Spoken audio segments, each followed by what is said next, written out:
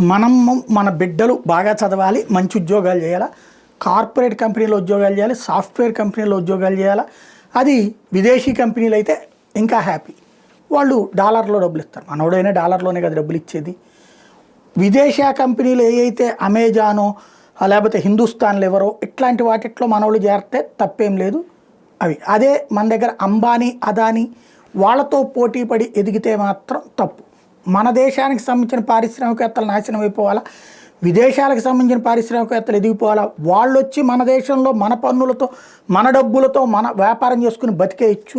మన వాళ్ళు మాత్రం మన డబ్బులతో ఎదుగుతా మన దేశంలోనే పెట్టుబడులు పెడతా విదేశాల్లో మన దేశం పరువు నిలబెడితే మాత్రం మనకు నచ్చదు. ఇది ఎక్కడ దేశభక్తి అర్థం కాదు. బానిసత్వం నరనరాల్లో చేరిపోయి ఆనాడు బ్రిటిషోడు ఎలా అయితే ఇక్కడ పరిపాలించగలిగాడు, ఇప్పటికీ మన దేశాన్ని అట్లాంటి బానిస మనస్తత్వంతోనే సాగిస్తున్నామేమో. ఎందుకంటే మనతో పాటుగా వచ్చేటటువంటి ఆ సిస్టమ్ ఉంటుంది కదా, రిథమ్ అనేటటువంటిది అలాగే సాగుతుందేమో అన్నటువంటిదే సందేహం.